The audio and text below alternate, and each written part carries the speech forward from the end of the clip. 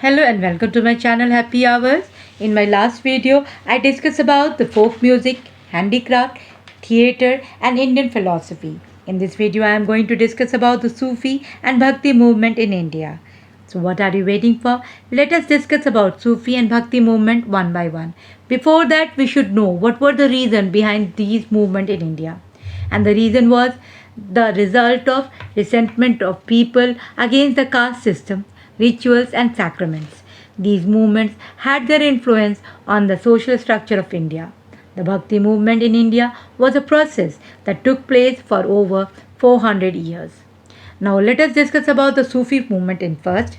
Sufi word came from wool, or we can say the thick cloth. So the people who used to wear the thick cloth which were made of wool are known as Sufi. The movement is about reformation in Islam, removal of materialistic culture. Reformers are also known as Mujahideen. The Sufi were divided into two parts. First is Basra and the next is Besra. The Basra were those who follow the Islamic order strictly, whereas the Besra, those who do not follow Islamic principle very strictly. Sufi movement started in Basra by Mansur and Rabia. This was reformation of Islam. This movement wanted to restore equality, simplicity and oppose materialism. According to Sufi tradition, the relation between God and human is not like slave and master. It advocated loving adoration towards each other. Both God and human had rights and obligation towards each other. They advocated Sama and Rag, which means dance and music, were used to appease the God. According to Sufism, the biggest hurdle is the meeting with God is ego. And ego is mainly because of the lack of the knowledge, and knowledge could be achieved by the help of Peer, who was also known as mentor. And those who follow the Peer are known as Murid or disciples. Therefore, knowledge could be transmitted from generation to generation, and this is known as silsila. Sufism believed in Wahadat ul Wajud, which means unity of being, means the brotherhood. There were many Sufi silsila in India, like Suhrawardi silsila, which was famous in Sindh and Multan, Qadiri, which was famous in Punjab, Chishti, famous in Kashmir, Rajasthan, etc., Sutri and Firdausiya, famous in UP, Bihar, and Bengal. Most of the silsilas were originated and developed in Afghanistan. Abu Fazl in Aini Akbari described about 14 major silsilas in India. But Firdausiya silsila was the only silsila which was originated in India. Now let us discuss about silsilas one by one. First is the Chishti silsila. Rise of Sufism in India has nothing to do with establishment of Delhi Sultanate. During the time of Muhammad Ghori, Sheikh Moinuddin Chishti came to India and he established his Khanqa in Ajmer. The residential place of Sufi Sant is known as Khanqa. They used to stay away from the society. He laid the Moinuddin Chishti laid the foundation of Chishti Silsila, and his nickname was Banda Nawaz. There were many great Sufi Sant of this silsila, like Kutubuddin Bakhtiyar Kaki, who lived in Delhi, and on his name Qutub Minar was constructed. Nasiruddin Chirag Dehlavi, who lives in Delhi. Fariduddin Ganj Sarkar, or famous as Baba Farid. Hazrat Kesudaraj, Nijamuddin Aulia, famous as Mahbub Ilahi, Amir Khusro, and Sheikh Salim Chishti. Next silsila is Suhrawardi silsila. The founder of Suhrawardi silsila in India was Shihabuddin Suhrawardi, but it was established by Bahauddin Zakaria in Multan. Hamiduddin Nagori was also famous saint of this silsila. This silsila advocated political power and material life, and it is not hurdle in Islam. They used to live a lavish life. It was the richest order and very soon became unpopular. Next one is Firdausiya Silsila. It was the only Sufi order which was founded and developed in India, founded by Sarfuddin and was confined to Bihar. Sarfuddin composed Maktubat and Malfakat literature. It dealt with lives and teaching of Sufi saints. Next is Qadiri Silsila. This is the most secular order, was founded by Sheikh Abdul Qadiri Jilani of Baghdad. It was famous in Punjab. Dara Sikho, Jahan Ara were both belonged to Qadri Silsila. Next and the last one is Naqshbandi Silsila. It is most conservative Silsila.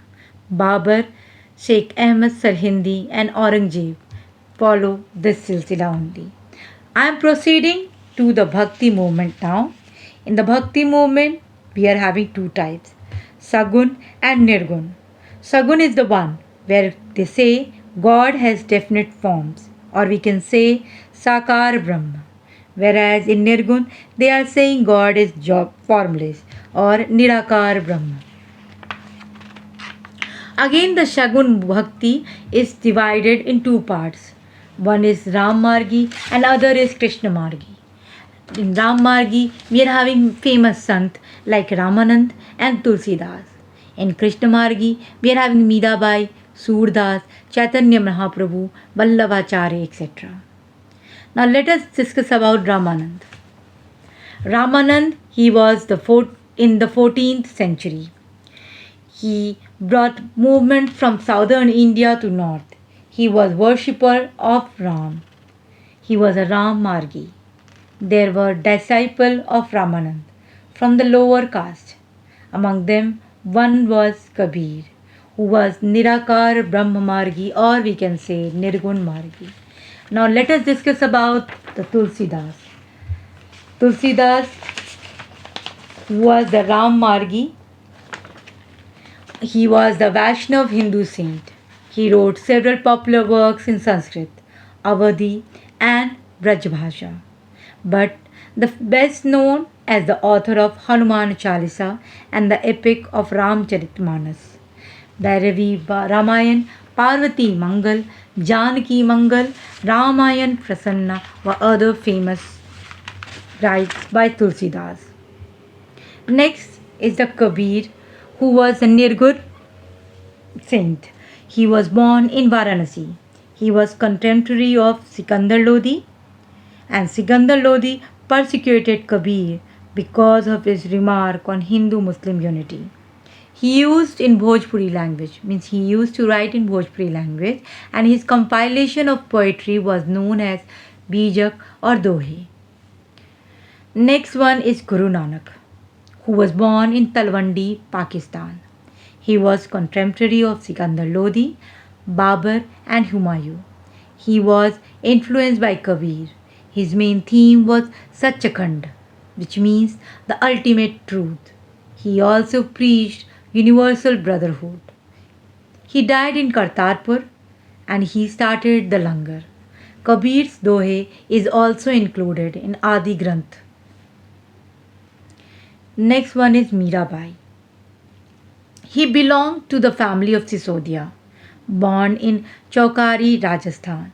She was staying in Vrindavan. She started Girdhar Gopal cult in Vrindavan. She was married to Bhojraj. She used Brajbhasha in her poetry. Her poetry is known as bhajan.